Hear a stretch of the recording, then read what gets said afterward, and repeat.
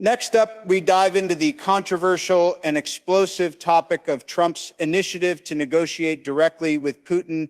Is this a betrayal of Ukraine's sovereignty and interests? I'm your host, and today we're joined by someone who's going to help us unpack this complex geopolitical chess game. Oh man, this is heavy stuff. So, what exactly happened in this phone call between Trump and Putin? All right, so here's the deal. Trump had a lengthy and highly productive phone call with Vladimir Putin where they agreed to start negotiations to end the war in Ukraine. Trump even wrote on his Truth Social platform that it's time to stop this ridiculous war with all its massive and totally unnecessary death and destruction. Wait, hold on. Isn't this like skipping over Ukraine? I mean, Zelensky has been saying there can be no talks on Ukraine without Ukraine, right? Exactly, and that's where things get tricky. You see, while Trump and Putin were having their chat, Zelensky was also speaking with Trump about a lasting, reliable peace. But the fact remains that the Trump-Putin call did happen without Ukraine being directly involved at first. It's like if you're playing a game of chess and suddenly one player starts negotiating with the other behind your back. That does sound pretty shady. But, why would Trump do this? Does he think he can broker a better deal or something? Well, Trump seems to believe that direct negotiations could lead to a quicker resolution. He even mentioned that some of the land taken by Russia might come back to Ukraine, though not all of it. But here's the kicker. Both Trump and his defense secretary, Pete Hegseth, made it clear that it's unlikely Ukraine will join NATO anytime soon. That's a huge deal for Ukraine because joining NATO was seen as a key security guarantee. Whoa, that's a massive blow to Ukraine. I mean, NATO membership was like their safety net. So, is this just about Trump wanting to make a big splash on the world stage? Or is there more to it? There's definitely more to it. Some argue that Trump's approach is pragmatic, trying to find a way to de-escalate the conflict and bring an end to the bloodshed. Others see it as a move that undermines Ukraine's sovereignty and plays right into Putin's hands. After all, Putin has been questioning Zelensky's legitimacy to hold any negotiations with Moscow, and now Trump's actions seem to give Putin some leverage. But what about the European countries? They must have something to say about this. Right. Absolutely. 7 European countries, including Britain, France, and Germany, insisted they be part of any future negotiations on Ukraine's fate. They want to ensure Ukraine is in a position of strength and that strong security guarantees are put in place. It's like they're saying, hey, we've been supporting Ukraine and we need to be at the table too. Right. That makes sense. But, what about Zelensky's own stance? He's been pushing for a just peace. But this whole situation seems to complicate things. Yeah, Zelensky knows the road to a just peace won't be easy. He's been clear that no one wants peace more than Ukraine, but he's also adamant that Ukraine needs to be part of the negotiations. In fact, he suggested a potential swap of territories, which Putin's spokesman immediately shot down. It's a delicate balance for Zelensky, trying to secure peace while maintaining Ukraine's territorial integrity. Wow, that's intense. So, is this whole thing just a power play by Trump? Or could it actually lead to something positive for Ukraine? That's the million-dollar question. On one hand, direct negotiations could potentially speed up the process and reduce further casualties.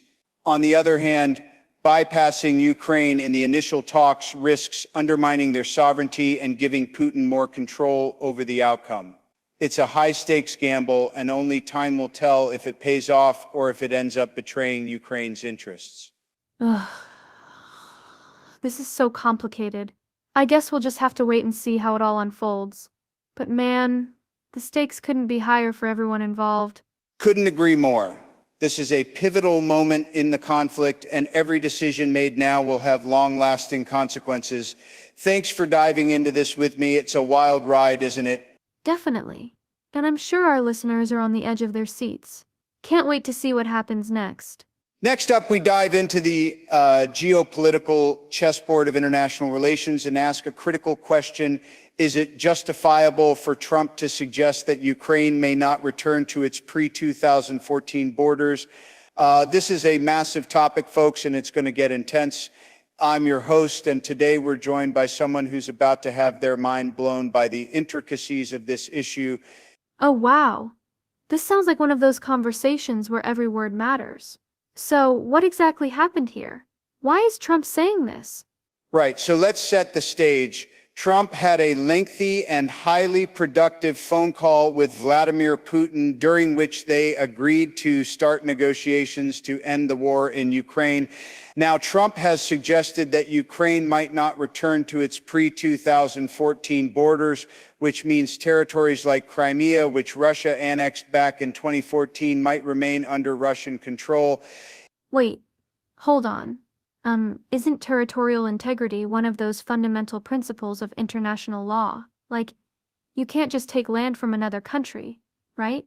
Exactly. You're spot on.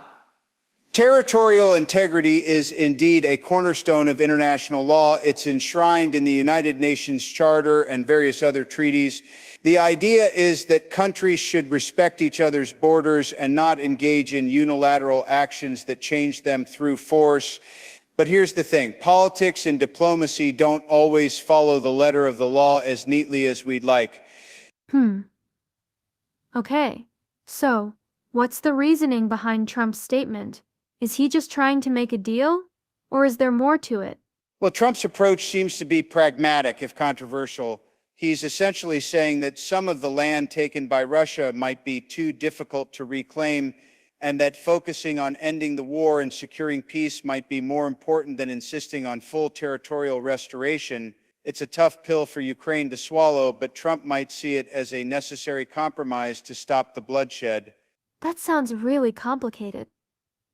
I mean, how do you balance stopping a war with respecting international law? It feels like you're asking Ukraine to give up something huge just to get peace. You're absolutely right. It's a deeply complex and emotional issue. On one hand, you have the moral and legal argument that Ukraine's sovereignty and territorial integrity must be respected. On the other hand, you have the practical reality of ongoing conflict, massive casualties, and the desire to find a way out of this nightmare. This is giving me a headache. What does Zelensky think about all this? Has he said anything? Yes, Zelensky has been very clear. He's insisted that there can be no talks on Ukraine without Ukraine, and that any peace deal must include strong security guarantees. He also met with U.S. Treasury Secretary Scott Bessent and emphasized that Kyiv did not fall within days of Russia's invasion because of Western support. So while he's open to discussions, he's not willing to concede territory lightly.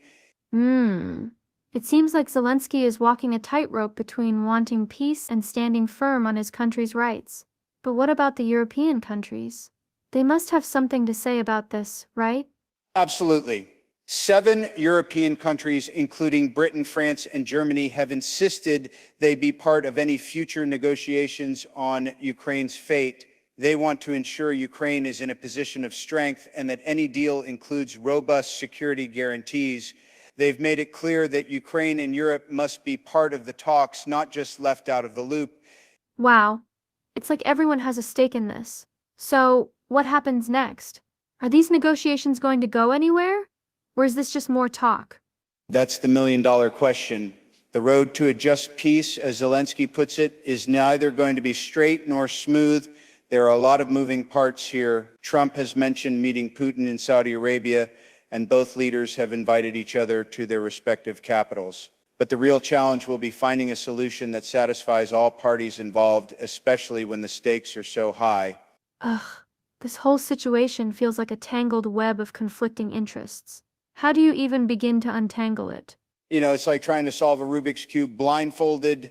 Every move affects multiple pieces, and sometimes you have to make concessions to get closer to the bigger picture. But at the end of the day, the goal should be to find a resolution that respects international law, ensures lasting peace, and honors the sacrifices made by the Ukrainian people. Right.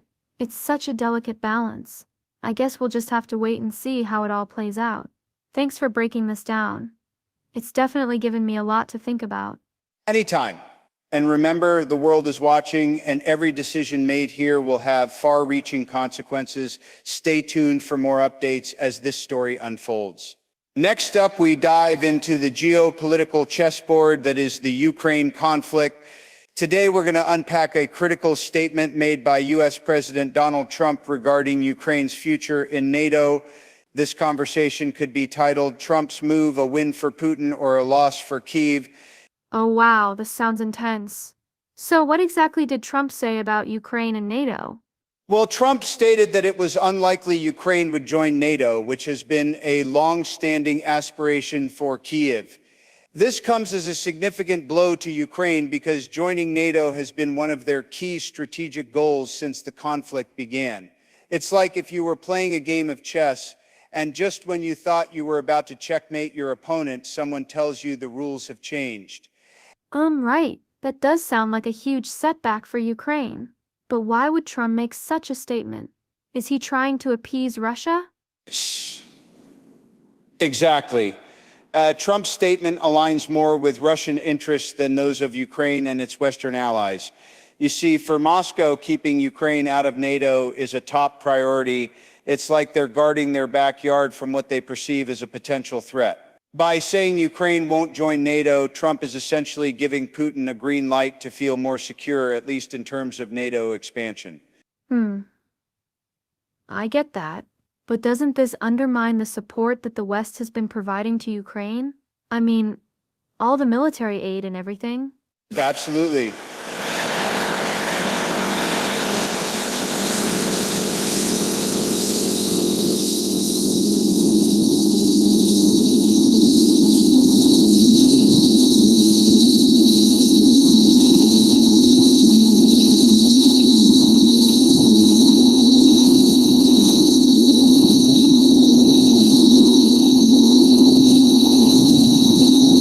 Without the prospect of NATO membership, Ukraine might feel like it's being left to fend for itself. Imagine if you were in a fight and your biggest ally suddenly said, "Hey, we can't back you up fully." It would definitely shake things up. That's a powerful analogy. So, how are Ukraine and its allies reacting to this news? Ukrainian President Volodymyr Zelensky has been very vocal about the need for Ukraine to be part of any negotiations. He's insisted that there can be no talks on Ukraine without Ukraine. However, the Trump-Putin phone call seems to have bypassed this principle. Meanwhile, 7 European countries, including Britain, France, and Germany, have insisted they must be part of any future negotiations on Ukraine's fate. They want to ensure Ukraine is in a position of strength. Wow, so it's like a multi-layered negotiation where everyone's trying to protect their own interests. What about the security guarantees Zelensky mentioned? Good point. Zelensky has emphasized that security guarantees without America are not real security guarantees. He's pushing for strong security assurances for Ukraine, and he wants the U.S. to be a key player in these discussions. It's like he's saying, if you're not at the table, the deal isn't solid. Right, that makes sense. But what about the idea of swapping territories? Zelensky suggested exchanging Russian-held territory in Ukraine for Ukrainian-held territory in Russia's Kursk region. That sounds wild. Yeah, it's a bold proposal, but it's also incredibly complex. Putin's spokesman dismissed it outright, saying Russia will never discuss trading its territory. It's like proposing a trade in a high-stakes poker game where one player refuses to even consider the offer. The stakes are just too high for both sides. It's so complicated. Do you think there's any hope for a peaceful resolution anytime soon? It's tough to say. The road to a just peace, as Zelensky puts it, is neither going to be straight nor smooth. There are so many moving parts, political, military, and humanitarian. But every step toward dialogue, even if it's controversial, is a step forward. The key is finding common ground while respecting the sovereignty and dignity of all parties involved. It's definitely a delicate balance. Thanks for breaking this down. It's helping me understand the bigger picture. Anytime. Understanding these dynamics is crucial for anyone who wants to grasp the complexities of international relations today. And remember, every move in this geopolitical game has ripple effects that touch millions of lives. Next up, we dive into the geopolitical chessboard of international diplomacy and conflict resolution. Today's episode is titled The Diplomatic Dance, Zelensky's Dilemma. I'm your host, and today we're exploring the complex situation facing Ukrainian President Volodymyr Zelensky as he responds to U.S. President Donald Trump's suggestion that elections in Ukraine might occur soon, despite the ongoing conflict and martial law. Wow, this is intense. So, what's the deal? How should Zelensky respond to this? It seems like a really tricky situation. Absolutely, it's a delicate dance. You see, Zelensky has been clear that holding elections under martial law and during an active war is not feasible. The logistics alone are mind-boggling. Imagine trying to organize voting booths while Russian missiles are flying overhead. It's like trying to hold a peaceful town hall meeting in the middle of a hurricane. Right. That makes sense. But Trump's comment about elections coming up, what's behind that? Is there some political strategy at play here? Oh, absolutely. Trump's comment could be seen as a way to put pressure on Zelensky, perhaps to shift focus away from the immediate military and humanitarian crises and onto domestic politics. But here's the thing, Zelensky's legitimacy and authority are tied to his ability to lead Ukraine through this conflict. If he were to entertain the idea of elections now, it could undermine his position and weaken Ukraine's negotiating stance. So it sounds like Zelensky needs to tread carefully. But what if Trump is just trying to create a narrative that Ukraine is stable enough for elections? Could that backfire? Exactly. There's a risk that such a narrative could give Putin ammunition to argue that Ukraine isn't in a state of emergency anymore, which could lead to less international support for Kyiv. Zelensky knows that the world's attention and aid are crucial right now. If he's seen as distracted by internal politics, it could jeopardize the external support that's keeping Ukraine afloat. That's a tough spot. So, how do you think Zelensky should respond? Should he just ignore it or address it head on? Well, Zelensky's response should be strategic. He could acknowledge the importance of democratic processes, but emphasize that the current conditions make elections impossible. For example, he could say something like, while democracy is a cornerstone of our nation, holding elections under martial law would compromise the integrity of the process. Our priority is to defend our sovereignty and ensure the safety of our citizens. That's a good point. But what about the timing? Trump mentioned elections in May 2024, which is when Zelensky's term ends. Does that add more pressure? Yes, it does. The timing adds another layer of complexity. Zelensky can't ignore the fact that his term is approaching, but he also can't afford to let the conversation shift away from the war.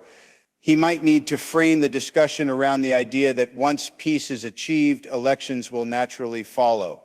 It's like saying, let's first secure a future where elections can happen safely and fairly. That's a smart approach. But what if Trump keeps pushing this idea? Could it create divisions within Ukraine or even internationally? That's a valid concern. Internally, there might be factions that want to push for elections sooner rather than later, especially if they feel that Zelensky's leadership is too focused on the war. Internationally, some countries might start questioning Ukraine's stability. However, Zelensky has built strong alliances with key Western leaders who understand the gravity of the situation. His best bet is to maintain unity and keep the focus on ending the war and securing peace. Right. It's all about maintaining that balance. So, in summary, Zelensky should acknowledge the importance of elections but stress that the current conditions make them impractical, and then refocus on the war effort and peace negotiations. Precisely. By doing so, he can stay true to his commitment to democracy while ensuring that Ukraine remains united and supported in its fight for sovereignty. It's a tightrope walk, but Zelensky has shown remarkable resilience and leadership throughout this conflict. This is just another challenge in a long line of difficult decisions. Yeah, it's incredible how much is riding on every word he says. Thanks for breaking that down. It really helps to see all the angles. Of course. And remember, this is just one piece of the larger puzzle. The road to peace is winding, and every move counts. Let's keep following this closely as events unfold. Next up, we dive into the high-stakes world of international diplomacy and ask the burning question, is it realistic